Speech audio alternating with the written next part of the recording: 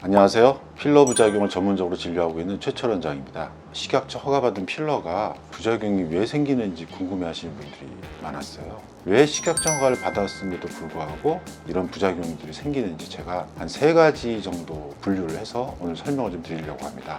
먼저 첫 번째는 필러를 식약청에 허가받는 과정과 실제 필러 회사들이 이윤을 내기 위해서 대량 생산을 했을 때 과정과 기술이 틀리다는 것이죠. 그러면 예를 들면 우리가 히알루론산 필러를 제일 많이 사용하고 있는데, 히알루론산 필러의 생산 과정을 좀 보면 10,000cc 이상의 어떤 대량의 히알루론산을 큰 탱크에 넣고 BDD라는 화학물질을 투여하게 됩니다. 히알루론산의 가교결합이라는 걸 만드는 것인데, 이 가교결합이라는 것은 점점점 본드질을 했다 이렇게 생각하시면 돼요. 그러면 히알루론산이 단단해지면서 필러가 되는 것인데, 문제는 이 BDD라는 가교결합제를 큰 탱크 안에 골고루 뿌리는 게 굉장히 어렵거든요. 이러한 기술이 부족한 회사들은 가교결합을 만들 때 BDD를 균질하게 뿌리지를 못하니까 가교결합이 몰리는 곳이 있어요. 가교결합이 이렇게 몰리면 메가세포들이 이걸 이물질을 인식을 하게 되거든요. 이걸 둘러싸죠, 메가세포들이. 그리고 콜라겐이 과다 형성되고 캡슐화와 섬유화를 거쳐서 유가종으로 발전하게 돼서 환자분들이 고통을 겪게 되는 것입니다. 그리고 이런 대량 생산 과정을 보면 필러 생산 과정의 베이스는 화학적인 공정인데 여기에 공학적인 공정이 들어가게 돼 있어요. 화학적인 공정과 기계적 공정이 서로 결합돼서 조화를 이루어야 되기 때문에 제대로 된 히알루론산 필러를 대량 생산을 한다는 것은 참 어려운 공정입니다. 화장품처럼 화학적인 공정만 있다, 그러면 또 이런 불량품이 들 나오겠죠. 좀 더 알기 쉽게 설명드리면 자동차를 비유해서 설명을 드릴 수가 있는데, 과거의 자동차 생산은 기계적인 공정이었어요. 자동차 회사들이 굉장히 많았고, 그런데 이제 어느 순간 이 자동차 생산이 전자화가 됐어요, 자동차가. 그래서 전자적인 공정과 기계적인 공정이 합쳐지게 되면서 이런 걸 대량 생산을 통해서 자동차를 완성한다는 게 아주 쉽지 않은 일이 됐습니다. 두 가지 공정이 존재를 하기 때문에. 그래서 전 세계적으로 자동차 회사들이 통합이 되기 시작했어요. 상당수 회사들이 통합을 통해서 자동차 회사가 세계적으로 줄어들게 됐죠. 그런데 필러는 거꾸로 이런 필러 회사들이 수십 개 허가받고 나왔다는 것 자체가 필러를 만드는 화학적인 공정과 공학적인 공정이 합쳐진 이 어려운 공정을 제대로 대량 생산할 수 있는 회사는 사실은 소수의 회사인 것이죠. 그런데 왜 이런 일이 발생하냐면, 자동차는 소비자들이 판단할 수가 있어요. 자동차를 사서 평가를 다 소비자들이 하죠. 소비자나 전문가들이 하면 경쟁력이 없는 회사는 도태가 되는 것이고, 경쟁력 있는 회사들은 더 커지는 것이죠. 그래서 전 세계적으로 자동차 회사들이 줄어들게 됐어요. 그런데 필러는 소비자가 평가를 할 수가 없다는 게 문제입니다. 결국은 이 평가를 의사들이 해줘야 되는데, 문제는 의사들이 이제까지 이런 필러 생산 공정에 대해서 알지를 못했어요. 그래서 의사들이 제대로 평가를 못 해주고 제대로 된 필러 제품을 환자들한테 추천을 못 해주다 보니까 필러 부작용이 많이 발생을 했고, 이런 필러 회사들이 지금도 많이 이렇게 난립을 하게 된 것입니다. 그래서 앞으로는 필러 제품의 특성상 소비자들이 판단하기가 어렵기 때문에 전문적인 의사들이 이런 걸 평가를 하고 걸러서 대량 생산을 해도 부작용이 없는 제품을 추천하고 사용을 해야 필러 부작용이 점차 감소하고 고통받는 환자분들도 많이 사라질 것으로 기대하고 있습니다.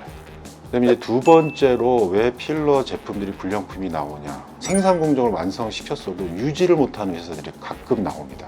그 이유는 거기에 들어간 설비들의 어떤 문제들, 더 중요한 거는 생산 공정을 유지하는 인력들, 전문 기술진들이 이탈을 하는 경우가 있어요. 필러는 화학적인 공정이 베이스인데 여기 중간중간 공학적인 공정이 들어가거든요. 화학물질을 뿌린다든지 세척을 한다든지. 근데 이런 것들을 유지하고 있고 기술력과 경험을 갖고 있는 기술진들이 이탈을 하게 돼버리면 갑자기 필러가 불량품이 나오게 되는 것입니다. 이런 유지하는 것이 깨졌을 때 또 불량품이 발생하는 것이죠. 그 다음 또 세 번째 제가 설명드릴 수 있는 것이, 안타깝게도 식약청 허가, 대량 생산 다 했는데 알지 못했던 기전에 의해서 필러 부작용이 추후에 밝혀지는 경우예요. 그 대표적인 필러가 스컬트라라는 건데, 그래서 스컬트라가 유럽에서 허가받고 시판돼서 사용을 해보니까 10년, 20년 이렇게 흐르면서 부작용들이 나오니까 이게 왜 이렇게 된 것인지 연구를 하게 됐습니다. 애당초에 이 스컬트라 입자, PLLA라는 입자들이 우리 몸에 들어가면 자동적으로 분해가 되면서 빠져나가고, 그 과정에서 콜라겐을 자극해서 콜라겐을 형성한다는 이런 기전이었는데, 시술을 오랫동안 하면서 부작용을 연구하다 보니까 스컬트라의 입자들이 흡수되는 게 아니고 면역세포들이 이물질을 보고 감싸 안아서 흡수가 안 되고 계속 존재하면서 면역 반응을 일으키고, 자이언트 셀이라는 면역세포들이 스컬트라 입자들을 둘러싸고 막을 형성합니다.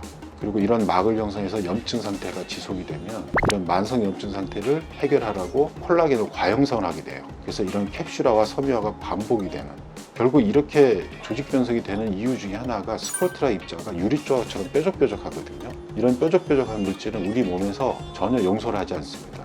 정상 조직하고 분리를 시키려고 면세포들이 둘러싸죠. 그러면서 조직 변성이 일어나고 유가종 같은 혹이 생기는 것입니다.